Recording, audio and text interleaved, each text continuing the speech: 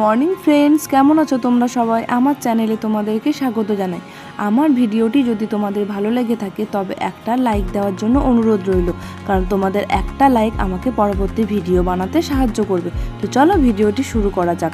এখন বাজে সকাল 8টা মতো, আর এখন থেকে আমি আমার ব্লগটা স্টার্ট করলাম। তো সকালবেলায় ঘুম থেকে উঠে প্রথমে রায়কে একটু জল খাইয়ে নিলাম।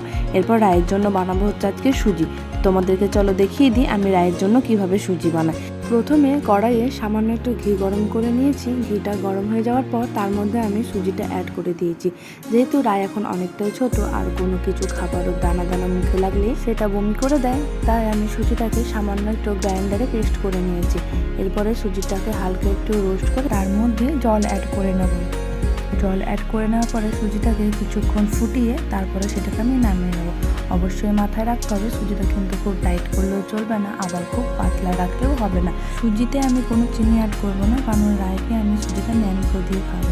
এদিকে আমার সুজিটা কিন্তু তৈরি হয়ে গেছে, আর একটা বাটিতে আমি 2 চামচ মতো ন্যানকো নিয়ে নিয়েছি। এরপর সুজিটা একটু একটু করে দিয়ে আমি খুব ভালোভাবে দুধ এবং সুজিটাকে মিক্সড করে নেব। এদিকে আমার সুজি রেডি হয়ে গেছে। তো চলো আমি এরপর আমার মেয়েকে খাইয়ে নিই। আর রায়কে খাওয়ানো মানে হচ্ছে প্রচণ্ড ঝামেলা। রায় কোনো কিছু খাবারই খেতে চায় না।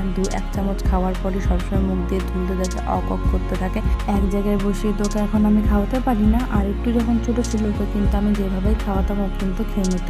আর এখন হচ্ছে তার ঠিক উল্টো, এত দুষ্টুমি বেড়েছে ওর কিছু বলা যাবে না। এখন একবার ঘোরাতে বস করাতে হবে, একবার কোলে নিয়ে বাইরে আমাকে বিড়াল দেখাতে হবে, কত কিছু করতে হবে। বাবা তুমি বোতল নিয়ে খেলি করছো? দেখ আমি দাও তো, আমি দাও। এখন অনেকটাই বেলা হয়ে গেছে। রায়ের সাথে কিছুক্ষণ খেলা করিয়ে রায়কে ঘুম পাড়িয়ে আমি এরপর ঢুকলাম রান্নাঘর। আজকে আমি বানাবো ভিন্ডি দিয়ে মাছের ঝোল। তো চলো আজকে এই রেসিপিটাও আমি তোমাদের সাথে শেয়ার করব, আমি কিভাবে ভিন্ডি দিয়ে মাছের ঝোল বানাই। কড়াইয়ে সামান্য একটু তেল দিয়ে তার মধ্যে ভিন্ডিটা দিয়ে নেড়ে তুলে রেখেছি।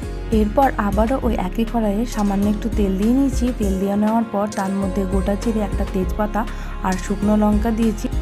এরপর একটা পেঁয়াজ কুচিয়ে ওই তেলের মধ্যে দিয়েছি। পেঁয়াজটা একটু ভাজা ভাজা হয়ে গেছে, তারপর আমি এখানে আলুটা অ্যাড করেছি। আলুটা দেওয়ার পরে আমি নুন, হলুদ আর টমেটোটা দিয়েছি। টমেটো দেওয়ার পর এখানে আদা বাটা আর জিরে বাটা দিয়েছি। আর মাছের ঝোল রান্নার সময় আমি কোনো দিনই রসুন ইউজ করি না। তো চলো দেখো এই সব মশলা আমার দেওয়া হয়ে গেছে। এরপর এটাকে আমি খুব ভালোভাবে কষিয়ে নেব। কষিয়ে নিয়ে এর মধ্যে আমি জল ঢেলে দেবো। এখানে আমি সামান্য একটু জল ঢেলেছি মশলাটাকে কষানোর জন্য। পাশে আরেকটি কড়াই চাপিয়েছি, সেখানে আমি মাছগুলি ভেজে নেব। তো আমাদের 4 জনের জন্য ভিন্ডি দিয়ে মাছের ঝোল হবে, আর রায়ের জন্য মাছটা কিন্তু আমি ভাজায় রেখে নেব। কড়াইটা যেহেতু ছোটো তাই ওখানে 2টো করেই মাছ ভাজা হয়। তো ওদিকে মাছটা ভাজতে দিয়েছি, মাছটা ভাজা হোক, আর এদিকে আমি এটাকে ভালো করে কষিয়ে নিই। মশলাটা কষানো হয়ে গেছে, সেটা খুব ভালোভাবে বুঝতে পারছো তোমরা। দেখো মশলাটার মধ্যে আমার তেল আর মশলাটা কিন্তু আলাদা হয়ে গেছে। তো চলো এরপর আমি ভেজে রাখা ভিন্ডিটা দিয়ে নেব।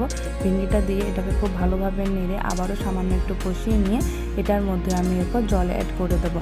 মশলাটা কিন্তু যত ভালোভাবে কষানো হবে রান্নার স্বাদটাও কিন্তু ততটাই বেশি হবে। তো চলো এদিকে আমি জল ঢেলে নিয়েছি। এরপরে আমি একটা থালা চাপা দিয়ে এটাকে সেদ্ধ হতে দিই। আর পাশের কড়াইটিতে এক এক করে এরপর মাছগুলো সব ভেজে নিই। মাছের ঝোলটি হতে কিন্তু বেশি সময়ও লাগে না, আবার খেতেও লাগে দারুণ। তোমরাও একদিন বাড়িতে এভাবে বানিয়ে দেখতে পারো, খেতে আশা করছি তোমাদেরও খুব ভালো লাগবে।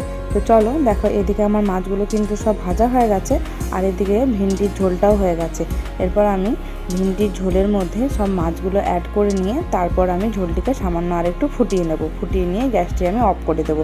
তো দেখো কত তাড়াতাড়ি আমার ভিন্ডি দিয়ে মাছের ঝোল হয়ে গেল। আর রান্না হতে হতে আমার মেয়েও ঘুম থেকে উঠে পড়েছে, তাই মেয়েকে একেবারে স্নান করিয়ে নিলাম। কি করলে এগুলো? কি করলে? নাও এ ধরে এটা নাও, এটা খাও, এটা খাও, এটা খাবার। হ্যাঁ ওইটাই খাও। ওগুলো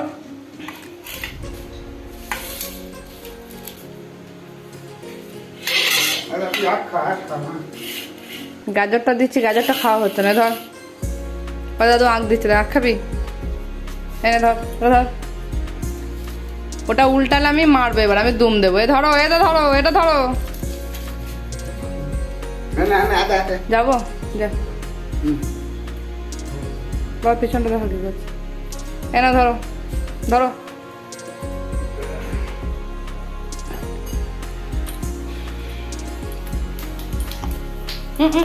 পড়ে যাবি মনু।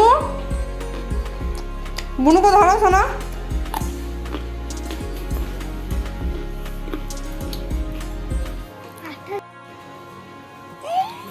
কি দেখছিস? কি দেখছিস? ওই দেখ।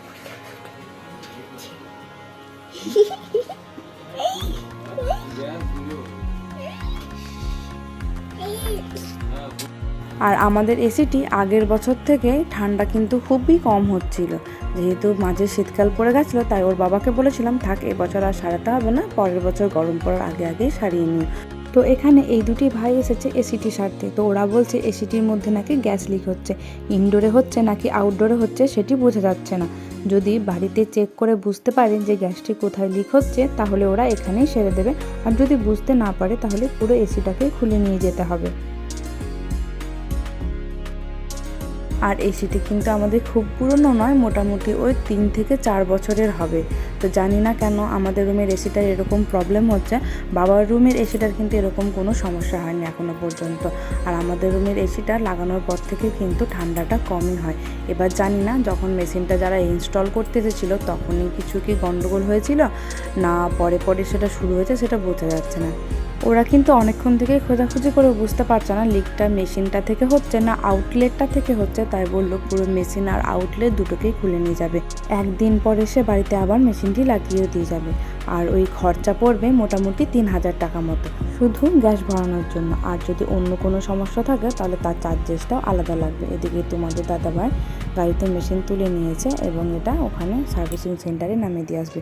আমার ভিডিওটি যদি তোমাদের ভালো লেগে থাকে তবে অবশ্যই লাইক কমেন্ট আর শেয়ার করে দিও, আর সাবস্ক্রাইব করতে যেন ভুলো না। ভালো থেকো, সুস্থ থেকো। চলো তোমাদের সাথে দেখা হবে নেক্সট ব্লগে।